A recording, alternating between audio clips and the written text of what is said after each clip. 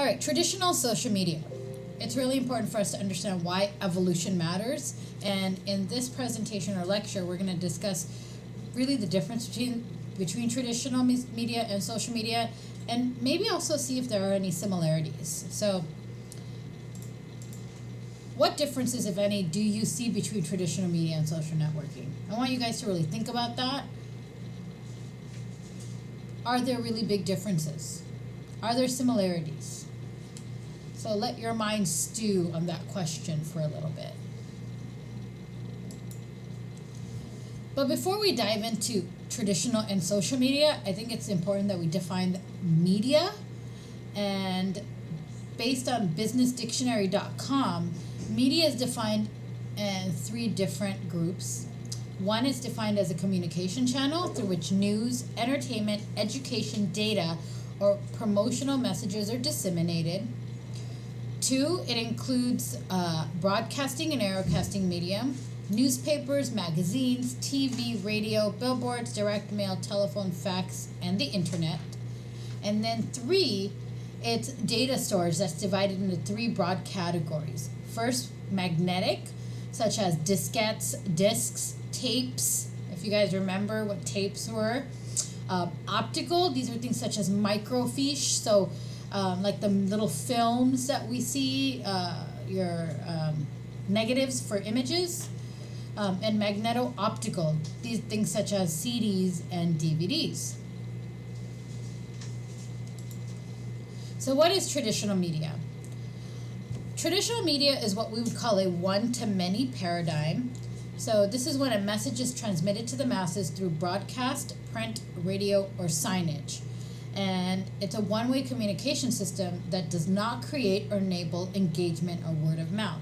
So you've got usually this some type of organization or corporation with people who are deciding what kind of ads are going into that magazine, what kind of articles are going into that journal or newspaper, what kind of billboards are going up into the ad for the advertisements, and they're deciding what we are seeing.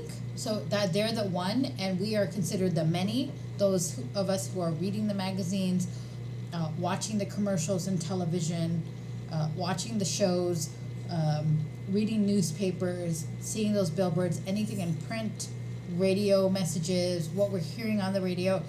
Those individuals behind these organizations are deciding what they're going to broadcast and see for us, how they're going to communicate that message. And we are just receiving that message. We're not getting the opportunity to create that message. It's what we would call an about me approach. Social media, on the other hand, is what you would call an about you approach, or the user approach, a two-way communication system. So you're seeing more and more that social media users are the ones who are becoming the YouTube stars, or those who are really influential on the different websites like Twitter and Facebook and Instagram.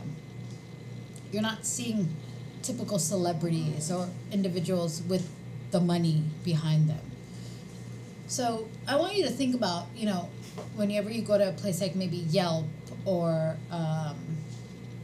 Google, if you're looking at different restaurants, or places to patron, like shop at. If you're even looking on different websites, when you're looking at different clothing to purchase and you want to see how other people may have thought that that item fit, what the food was like at that restaurant, what was the service like.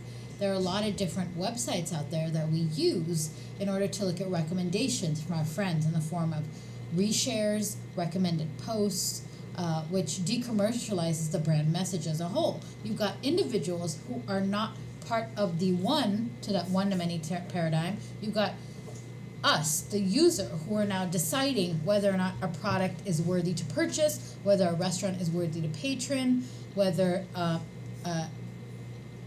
hotel is worthy to stay at, whether a flight is worthy to take, and so forth. So brand messages no longer carry the shine of the brand, but reflect the endorsement of your friends, or even people that we most likely probably do not even know. we are more likely to try it when another person has endorsed it than when another person has not endorsed it. So just think about when you go to a new place and you're looking for a place to eat. Restaurants are the easiest ones to use. We're going to look to see what is the star, what's the rating, how many people have rated it. The more ratings there are, the higher the star rating, the more likely we are to go to that restaurant versus a place that has not been reviewed so many times or has a lower rating. And these are usually people we don't know. Now, if you don't believe me, let's talk about an example that has been there for a long time. Now, if you're old enough to remember when you used to go to the store to rent videos, you likely experienced decommercialization. So remember, you'd probably wander aimlessly through the wall of new releases looking for something to rent.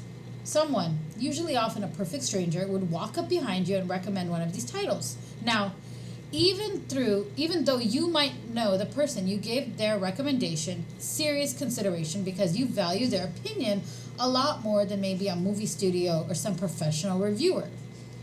So the idea of the endorsement of another person has been along for a very long time. It's just taken a new shape, and that shape is now social media. So traditional media, let's see the difference about the power of endorsement. Traditional media was effective for its time and use, right? Before we had social media, it was important for us to be able to watch the news to get information, to see commercials and magazine spreads about product, whether or not we want to purchase those items, to read the newspaper, see TV coverage, get ads for door-to-door about politics, watch interviews. I remember I used to wait for those Barbara Walters interviews, those special ones that would come out so you could watch about the different people, or see movies, or watch CNN or Fox News, the Encyclopedia Britannica, to get information about people and other things. But now you've got social media that's providing you information about products like Snapchat, YouTube, Twitter, Yelp. Social media that's providing you a platform to discuss politics on a very large scale. Facebook, email, blogs, Flipboard, Reddit, giving your opinions. So Flipboard, Reddit can be examples of potential blogs or websites where you can go to. Twitter. And then you've got places like Facebook, LinkedIn, infographics, Wikipedia, Google, Yelp, all these different places where you can now get information about people and things and restaurants and stores to patron and so forth. So users are no longer reading newspapers and magazines. We are connected to devices, and businesses are really relying on these devices now. Think about submitting an application online without even having to walk into a business that you're applying to work for, right? So companies are really, really relying on social media now for the right kind of applicant or employee. So media approaches. Traditional media was always very polished, pre-scripted, and very targeted with no room for change. You had actors and celebrities, people who acted for a job or who were paid to say exactly what was scripted. They were pre-produced, they were already prepared, direction was set. There was a lot of passive involvement on our part, the people who were receiving the message. We were absorbing it, but it was a pre-packaged message, and you didn't really have much to do with that. Paid platform. The people paying get to dictate who has access to the message. So traditional media is what we would normally call a closed system, and again, a one-to-many paradigm. I want to remind you of that. Social media is a little more authentic in content. You got real experiences at any given time, not a pre-selected time. But a little while we're going to discuss, you'll see a video that I have that kind of makes you really think, is social media really authentic content? And who are the influencers? So are we the influencers? Most of the time, yeah, users are the influencers. We don't have a script. It's real life experiences. I'm able to, most of the time, you'll see individuals who might be at a specific event or a catastrophic event or a positive event, and they're posting images and video and text about that event before it even gets to traditional media. You've got real-time concern, like what's the attitude of the moment? How are people feeling about this right now? It's an active involvement, so the message is created by the users. It's not just absorbed rather than passive involvement by traditional media.